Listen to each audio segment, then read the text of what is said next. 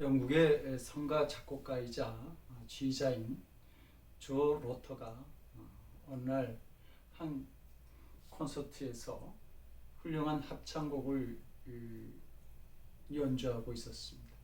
그 연주가 마치자마자 청중들은 우리와 같은 박수로 화답을 했죠. 그런데 그가 청중들에게 양해를 구합니다. 괜찮으시다면 이 곡을 한 번 더 연주해도 되겠습니까? 그러면 더 잘할 수 있을 것 같습니다. 청중의 귀에는 완벽한 연주로 들렸는데 이 연주자의 귀에는 아무도 눈치채지 못한 그러한 무언가가 들렸던 것입니다. 자존심 강한 이 연주자의 보기 드문 요청에 관객들은 승낙을 했고, 그리고 로터는 만족할 만한 합창곡을 다시 연주하게 되었습니다. 지난주 예배를 준비하면서 이 1년에 52주 가운데 이번 주에 드린 예배가 46주째 예배고, 그리고 이제 6번의 주일 예배를 드리게 되면 올 한 해가 마감된다고 하는 사실을 알게 되었습니다. 지나온 한 해를 되돌아보면서 2021년을 다시 살 수 있다면 더 잘 살 수 있을 것 같은데 하는 그런 아쉬움도 있을 것입니다. 그러나 그 자기 진단이 자기 비하나 허무함을 가지는 시간이 되어서는 안 됩니다. 도달할 수 있는 데까지 올라가 보라. 그리하면 하나님께서 도중에 내려오실 것이다 라고 하는 말처럼 우리는 실패하지 않는 모습이 아니라 마지막까지 최선을 다하는 모습, 올해가 끝날 때까지 그 모습을 보여드리는 것이 더 중요하고 또 책임이 있는 것이죠. 로마서 8장 28절은 말하기를 우리가 알거니와 하나님을 사랑하는 자 곧 그의 뜻대로 부르심을 입은 자들에게는 모든 것이 협력하여 선을 이루느라 이렇게 말합니다. 굳은 일이나 실패한 일까지도 선하게 사용하시는 주님께 모든 일의 결과를 맡기고 항상 최선을 다하는 그런 믿음의 자세가 우리에게 있어야 할 줄 압니다. 오늘 우리가 봉독한 본문에는 사람의 마음을 나타내는 말씀이 있죠. 백성의 마음이 녹아 물같이 된지라. 이 마음이 물같이 되었다라고 하는 말은 어떤 사건을 겪고 난 다음에 그 충격이 너무 커서 어떤 의지나 소망이 다 없어진 상태를 말합니다. 그런데 이 말씀은 아이성과의 전투에서 크게 패한 그 이스라엘 백성들의 절망 가득한 마음을 표현한 글이죠. 그런데 이 백성의 마음이 녹아 물같이 된지라라고 하는 이 표현은 여호수아서 5장 1절에도 나타나는 말씀입니다. 요단 서편의 아모리 사람의 모든 왕과 해변의 가나안 사람의 모든 왕이 여호와께서 요단물을 이스라엘 자손들 앞에서 말리시고 우리를 건네셨음을 듣고 마음이 녹았고 이렇게 말합니다. 이스라엘 백성들이 요단강물을 건널 때에 그 요단강물이 너무 거칠게 흘러서 사람이 그 물에 휩쓸려 죽을 수도 있었는데 하나님이 그 물을 넘치게 하심으로 이스라엘 백성들이 아무 탈 없이 요단강을 건너게 되었던 겁니다. 그렇게 되자 이 이야기를 들은 가나안 족속과 왕들이 마음이 너무 놀라서 마음이 녹아내렸다 이렇게 말하고 있는 것이죠. 이 소식을 들은 이스라엘 백성들은 마음이 녹아서 물같이 되는 일이 자신들에게는 결코 일어나지 않는 가나안 족속에게만 일어나는 일이라고 그렇게 생각했을 것입니다. 그러나 이 일이 이스라엘 백성들에게도 일어났다고 하는 겁니다. 성도 여러분, 실패는 남의 일이 아니라 언제나 나에게도 일어날 수 있는 일이라고 하는 사실을 알아야 할 것입니다. 이스라엘 백성들이 아이성에 오기 전까지 여정을 보면 그들은 요단 동편 아모리 두 왕 시온과 옥을 전멸시켰고 넘쳐 흐르던 요단강을 아무 탈 없이 건널 수 있었으며 또한 그렇게 강했던 여리고 성마저 점령하는 아주 놀라운 승리를 계속 거두고 있었습니다. 그리고 이런 승리가 그들을 자만에 빠지게 한 것이죠. 그래서 아이성과의 전투를 앞둔 그들은 역시 이번 싸움도 이길 거야 이렇게 믿고 있었습니다. 이런 믿음이라고 하는 것은 군사들의 사기적 문제이니까 전쟁에서 승리를 가져다주는 아주 중요한 자세라 말할 수 있을 것입니다. 그런데 이스라엘 백성들은 그들을 위해서 자신들의 앞을 가로막고 있던 요단강 물을 멈추게 하시고 여리고성이 무너지는 능력을 행하신 그 하나님을 잃어버리고 있었던 것입니다. 그래서 아이성과의 전투를 앞두고 그들을 승리로 이끄신 하나님을 먼저 찾는 일이 참으로 중요하고 먼저 있어야 했지만 교만에 빠진 그들은 이 아이성과의 전투라고 하는 문제를 들고 하나님께 나아가지 아니하였던 겁니다. 이스라엘 지도자였던 요수아 역시 자만에 빠져 있었습니다. 그가 처음 모세의 뒤를 이어서 이스라엘 지도자가 되었을 때에 그는 자신의 부족함을 뼈저리게 느끼면서 언제나 하나님께 기도하는 지도자였던 것이죠. 그래서 그 요수아가 여리고성을 점령하게 될 때에 하나님께 이렇게 묻습니다. 나의 주여, 종에게 무슨 말씀을 하려 하시나이까? 지금 이 여리고성과의 싸움을 앞두고 요수아는 하나님의 지도와 응답을 기다리고 있었던 것이죠. 그러나 가나안 땅에 들어가면서 계속해서 싸움에 이기게 되자 그는 하나님께 기도하는 자세를 잃어버리고 있었던 겁니다.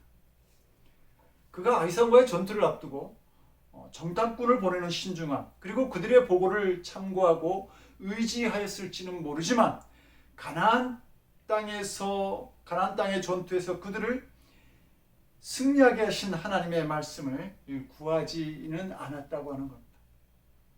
그리고 이런 교만이 하나님께서 여호수아와 이스라엘 백성들을 위해서 역사하실 자리를 잃어버리게 만든 것입니다. 여호수아는 한순간 하나님을 의지하고 기도하는 믿음을 잃어버렸을지 모르지만 그 결과는 그의 인생의 실패고 그리고 자신을 지도자로 여기던 그런 이스라엘 백성들의 실패를 가져왔다고 하는 사실이죠. 그리고 전쟁에서 패한 후 그들의 마음이 물같이 녹아지고 만 것입니다. 전쟁에서의 실패가 너무 큰 놀람과 두려움으로 이스라엘 백성들에게 다가온 것이죠. 사랑하는 성도 여러분, 우리들이 특별히 조심해야 될 순간이 있습니다. 그것은 승리한 후에 일어나는 우리들의 자만이라고 하는 겁니다. 무언가를 성취한 후에 그때 우리는 일어섰다고 생각합니다. 내가 무엇을 이루어냈다고 자랑하고 싶어 하죠. 그러나 오히려 승리한 이후의 순간이 절제하고 겸손해야 되는 순간이라고 하는 사실이에요. 그러면 사도 바울도 고린도서 10장 12절에서 그런즉 선줄로 생각하는 자는 넘어질까 조심하라 이렇게 충고하고 있습니다. 성도 여러분, 놀라운 축복을 받았습니까? 놀라운 성령의 체험이 있었습니까? 감사한 일이죠. 그러나 우리는 넘어질까 조심해야 한다고 하는 말입니다. 응답받은 이유를 조심해야 되고 성취된 이유를 조심해야 되고 승리한 이유를 조심할 수 있어야 됩니다. 모든 환경이 내 마음대로 되어진다고 느낄 때에 그때가 바로 가장 무서운 위기가 찾아올 수 있다고 하는 사실을 명심할 수 있어야 됩니다. 행복 가득한 에덴 동산이 허물어질 때 마귀가 아담과 하와에게 쓴 전략은 교만이었습니다.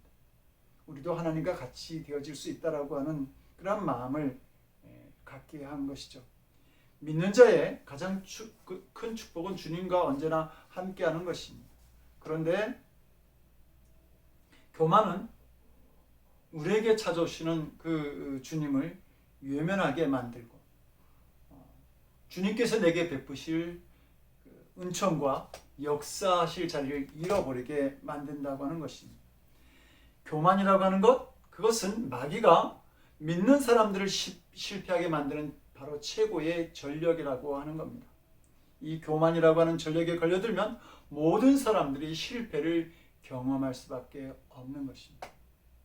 그런데 여호수아나 이스라엘 백성들이 아이성과의 전투에서 세운 전략이라고 하는 것은 바로 교만이라고 하는 작전밖에 없었던 것이죠. 그러므로 그들은 그 전쟁에서 실패할 수밖에 없었습니다.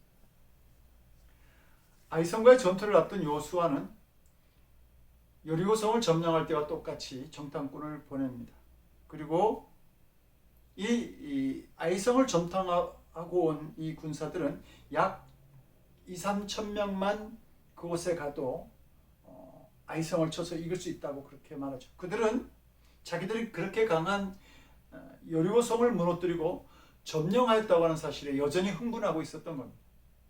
그런데 이 정탐꾼들은 아이성이 여리고성과는 달리 해발 800m가량의 산지에 위치하고 있었다고 하는 사실, 아이성의 군사가 12,000명이나 있었다고 하는 사실, 그리고 이 인근 베델의 군사들과 합동작전을 펼칠 수 있는 가능성이 있었다고 하는 이러한 사실들을 그냥 가볍게 여기고 말았습니다. 여러 가지로 아이성이 여리고성과 다르다고 하는 점을 그들은 생각지 않았다라고 하는 겁니다. 그래서 단순히 이스라엘 군사 2-3천 명만 가면 충분히 이길 수 있다라고 그렇게 보고하였고, 그리고 이 보고를 믿었던 여호수아는 2-3천 명의 군사를 보냈지만 크게 실패하게 된 것입니다. 성도 여러분, 우리들이 여기서 알아야 할 것이 있습니다. 어제의 은혜를 가지고 오늘을 살 수 없다고 하는 사실입니다. 오늘의 싸움을 위해서는 오늘의 전략이 필요하고, 오늘의 승리를 위해서는 오늘의 은혜가 필요한 것입니다. 지난날에는 물에 발을 담기기만 해도 흐르던 물이 멈춰지고, 어제는 여리고성을 돌기만 해도 전쟁에서 승리하는 역사가 있었다고 한다면, 오늘 아이성과의 전투에서는 오늘 자신들에게 필요한 것들이 무엇인지를 다시 하나님께 구해야 했다고 하는 것이죠. 그러나 이스라엘 백성들은 지나간 전력으로, 지나간 은혜로 오늘도 승리할 수 있을 것으로 그렇게 믿었습니다. 그들은 무조건 믿기만 하면 된다라고 하는 거짓된 함정에 빠져 있었고, 이 믿음을 위해서 아무것도 하지 않았던 것이죠. 심지어 그들은 기도조차 하지 않았다라고 하는 사실입니다. 이것은 솔직히 믿음이 아니라 하나님을 가볍게 여기는, 우수히 여기는 행동들이었던 겁니다. 진정한 믿음은 언제나 자기를 살피고, 그리고 매 순간 하나님을 의지하는 것이죠.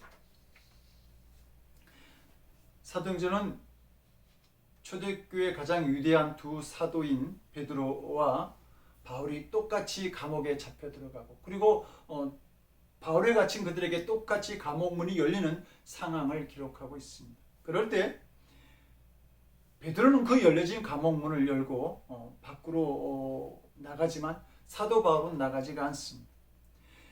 베드로를 향한 하나님의 뜻은 베드로가 그 감옥 문을 열고 나가서 초대교회 성도들을 계속 지도하기를 원하셨던 것이죠. 그러나 사도 바울에게는 또 다른 계획이 있었던 것입니다. 그것은 감옥 문을 지키고 있는 그 간수를 통해서 주님께서 그 지역에, 빌립보 지역의 복음의 역사를 일으키시고자 하는 계획이 있었던 것입니다. 잠에서 깬 간수가 놀라서 일어나 보니까 감옥 문이 열려 있는데도 불구하고 이 두 죄수가 감옥 문을 나가지 않고 있는 사실을 보게 됩니다. 그는 그 일로 인해서 바울에게 큰 감사를 나타내고 그들을 집에 초청하여서 말씀을 듣게 됩니다. 그리고 성령이 그 집에 임함으로 인해서 빌립보 지역에 복음의 부흥이 크게 일어나는 역사가 나타나죠. 만약 그때 사도 바울이 베드로 역시 감옥 문이 열린 후에 밖으로 나갔으니 나에게도 감옥 문이 열린 것은 베드로와 똑같이 밖으로 나가시게 하려는 하나님의 뜻이 있을 것이다 라고 생각해서 그가 밖으로 나갔다고 한다면, 이 바울을 통해서 빌립보 지역의 복음의 역사와 부흥을 나타내시고자 했던 이 주님의 뜻이 결코 나타날 수 없었을 것입니다. 우리는 같은 상황처럼 보일지라도 언제나 하나님의 뜻이 어디에 있는지 항상 묻고 분별할 수 있도록 기도할 수 있어야 합니다. 다른 사람에게 임하신 하나님의 역사가 있습니까? 그 역사가 나에게도 똑같이 임하리라고 생각하고 나태한 믿음으로 있어서는 안 된다라고 하는 겁니다. 지나간 시간에 경험했던 방법이나 또 도와주었던 사람이 승리의 열쇠가 아니라고 하는 말이죠. 과거의 방법이나 사람에 의지하는 것이 아니라 매 순간순간 하나님을 우리는 의지할 수 있어야 합니다. 그래서 오늘 본문 마지막에는 아이성에서의 전투에 실패한 여호수아가 다시 하나님께 무릎을 꿇는 장면이 나옵니다. 이 아이성과의 전투에서 새롭게 임하실 하나님의 은혜를 구하고 있었던 것이죠.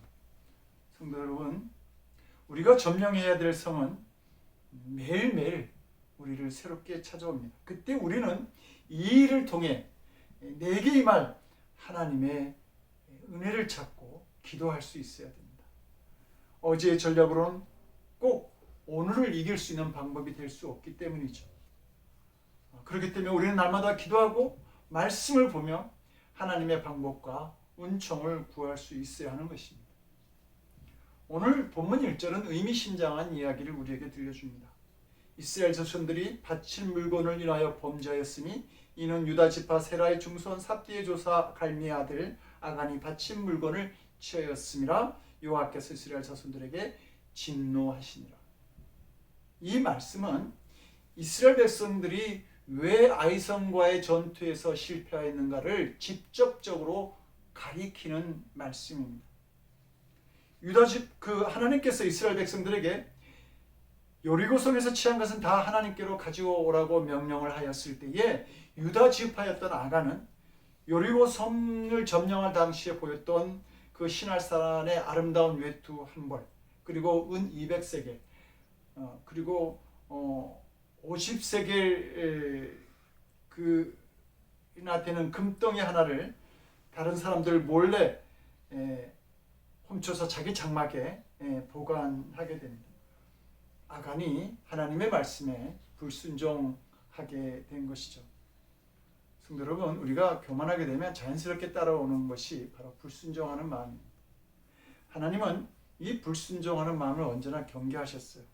그래서 하나님께서 이스라엘 백성들이 광야를 행진하는 동안에 항상 요구했던 믿음이 바로 순종이죠. 하나님은 그들이 젖과 꿀이 흐르는 가나안 땅에 들어간다 할지라도 순종이 없이는 그 땅이 젖과 꿀이 흐르는 땅이 될 수 없음을 아셨던 겁니다. 그래서 만나와 메추라를 통해서 일용할 양식만을 거두는 순종의 믿음 훈련을, 그리고 불뱀과 놋뱀 사건을 통해서 놋뱀을 바라보는 그런 순종을 가르치셨던 것이죠. 이런 훈련들을 통해서 이스라엘 백성들이 이제 제법 하나님의 말씀을 믿고 따르는 그런 백성들이 되어가고 있었습니다. 이스라엘 백성들이 여리고성과의 전투를 앞두고 적군과 대치하고 있는 상황에서 하나님은 그 이스라엘 백성들에게 이런 요구를 하시죠. 전쟁에 나가 싸울 수 있는 백성들에게 할례를 행하라. 할례라고 하는 말은 오늘날로 말하면 포경수술을 말합니다.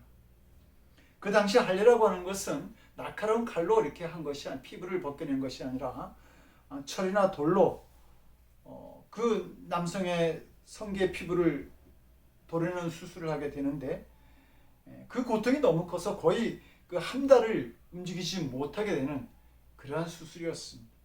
그런데 만일 그것을 적군들이 알고 쳐들어오게 된다고 한다면 이스라엘 백성들은 전멸할 수밖에 없는 그러한 상황을 맞이하게 되는 것이죠.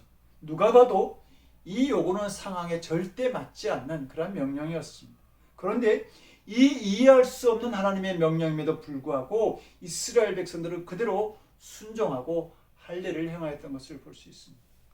이렇게 적들을 앞에 두고도 말씀에 순종해서 할례를 하고 또 내려갈 수 있는 물에 그 거친 물에 순종하는 믿음으로 발을 담그고, 그리고 아무 불평 없이 이 7일 동안 여리고성을 돌았던 그 백성들이 바로 이스라엘 백성들의 모습이었습니다. 이제 순종의 믿음이 이스라엘 백성들에게 자리 잡아 갈 무렵, 이때에 아간이 불순종하는 일을 만들었던 것입니다. 하나님은 이 아간의 불순종한 행위에 대해서 그 책임을 이스라엘 전체에게 물으셨습니다. 그래서 1절은 그 발친 물건을 인하여 범죄하였다. 그런데 누가 범죄하였느냐? 이스라엘 자손들이 범죄하였다. 이렇게 말합니다. 이것은 제가 가지고 있는 전염성 때문에 하나님께서 아간의 불순종의 책임을 이스라엘 전체에 물으신 것이죠. 죄의 무서운 점은 너무 쉽게 전염된다고 하는 사실입니다. 우리는 공부하라고 하면 정말 하기 싫어지는데, 놀라고 하면 얼마나 시간도 잘 가고 쉽게 잘 배워지는지 우리는 잘 압니다. 다른 사람들에게 피해가 가는 것을 알면서도 하고 싶어지는 것이 바로 죄죠. 가정에서 알코올 중독이나 폭력을 휘두르는 아버지를 둔 아이는 그렇지 않은 부모를 둔 아이보다 폭력과 알코올 중독에 빠질 확률이 3배에서 7배나 높습니다. 죄는 절대 혼자로 끝나지 않습니다. 엄청난 번식력을 가지고 있다고 하는 것이죠. 아간은 나 하나쯤이야 이렇게 생각했을지 모르지만, 그러나 하나님께서 보실 때 그 아간의 죄는 나 하나로 끝나지 않고 이스라엘 전체로 번져가는 누룩이 될 수 있다고 그렇게 보신 것입니다.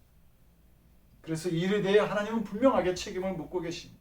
아간에게는 그와 가족들에게 죽음으로 책임을 물으셨고, 그리고 이스라엘에게는 아이성과의 전투에서 피하게 하시면서 36명의 죽음을 통해서 그 죄의 책임을 물으셨던 것입니다.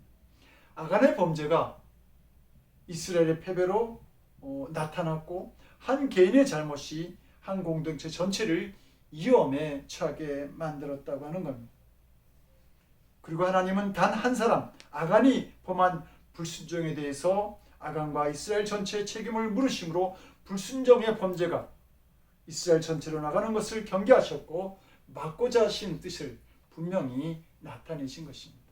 성도 여러분, 실패는 누구나 경험하죠. 그러나 그 실패에 대하여 어떠한 생각과 태도로 맞이하냐에 따라서 그 인생은 전혀 다른 길을 갈 수가 있습니다.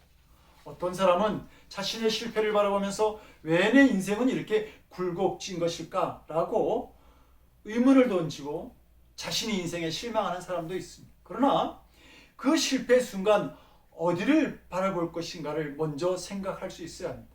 실패한 상황을 자꾸 바라보면 그 실패한 상황을 자꾸 바라보면서 좌절하는 사람은 다시 일어날 가능성이 적지만, 나와 함께 하시는 주님을 바라보면서 주님이 주실 기회와 새로운 꿈을 꾸는 사람은 더 위대한 사명을 감당할 수 있게 되는 것입니다. 우리는 아브라함 링컨이 얼마나 많은 실패를 한 사람인지 잘 압니다. 그는 22살에 사업에 실패했고 23살에는 주의원 선거에 낙선하게 됩니다. 25살에 또 사업에 실패하죠. 이 두 번의 사업의 실패를 많이 하기 위해서 그는 17년간 고생했다고 그렇게 말합니다. 26살에는 결혼을 약속한 사랑하는 애인이 죽게 되고, 27살에는 신경쇠약으로 정신과에 치료하고, 34살에 다시 주의원에 낙선하고, 37살에는 대통령 선거인단에 낙선하고, 39살에는 하원의원에 낙선합니다. 46세는 상원의원 선거에도 낙선하고, 47세는 부통령 입후보에서 좌절하게 되고, 또 49세의 상원의원 경선에서 또 실패합니다. 대부분 이 정도 실패의 이력이면 누구라도 낙심하고 포기할 것입니다. 그러나 그는 포기하지 않습니다. 하나님을 믿는 믿음으로 그는 언제나 다시 도전하였던 것이죠. 결국 그의 나이 52에 대통령에 당선됩니다. 어느 날 한 사람이 에이브라함 링컨 대통령에게 물어봅니다. 대통령께서 이처럼 놀라운 성공을 하시고 많은 사람으로부터 존경을 받는 비결이 무엇이라고 생각하십니까? 그때 링컨이 대답을 하죠. 그것은 간단합니다. 저는 실패를 많이 경험했기 때문입니다. 그러나 더 정확히 말한다고 한다면 저는 실패를 통해서 교훈을 얻은 것입니다. 그러면서 그는 말하기를, 내가 실패할 때마다 마귀는 너는 끝장났어 이렇게 내게 말했습니다. 그러나 내가 실패할 때 하나님은 이 실패의 경험을 가지고 더 커다란 일에 도전하라고 내게 말씀해 주셨습니다. 그리고 나는 마귀의 말보다는 하나님의 말씀에 더 귀를 기울였습니다. 에이브라함 링컨은 실패 속에서 교훈을 얻어서 더 큰 도전을 할 수 있었던 것입니다. 링컨이 가장 좋아했던 구절이 바로 로마서 8장 28절 말씀입니다. 우리가 알거니와 하나님을 사랑하는 자, 곧 그 뜻대로 부르심을 입은 자들에게는 모든 것이 협력하여 선을 이루느니라. 어머니의 무릎에서 배웠던 이 성경이 링컨의 평생을 지배했던 것이죠. 우리는 그가 노예 해방의 업적을 남겨서 존경하는 것만이 아닙니다. 이런 실패 현장에서도 다시 일어섰다는 것을 주목하고 존경하게 되는 것이죠. 사랑하는 성도 여러분, 우리의 삶이 마냥 타차선 그 넓은 하이웨이가 항상 뻗어 있는 것이 아닙니다. 때로는 편도 1차선의 좁은 길도 있고 때로는 비포장길을 만날 때도 있습니다. 길이 막혀서 돌아가기도 하고 차들이 정체되어서 꼼짝 못하기도 하는 것이죠. 그러나 흔들리지 말아야 합니다. 길의 상태가 아니라 길의 목적지가 중요하다고 하는 말입니다. 날마다 우리에게 주시는 주님의 목적지가 있습니다.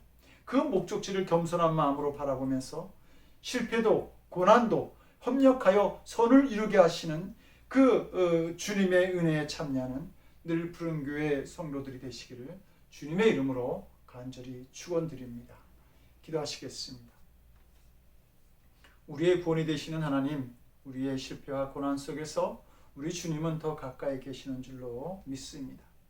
어느 자리에서든 어떤 상황에서든 언제나 주님을 바라보는 저희들이 될 수 있게 하셔서 날마다 우리에게 찾아오시고 임하시는 주님의 은혜를 누리며 살아가는 저희들이 될 수 있도록 주의 은총을 베풀어 주시옵소서.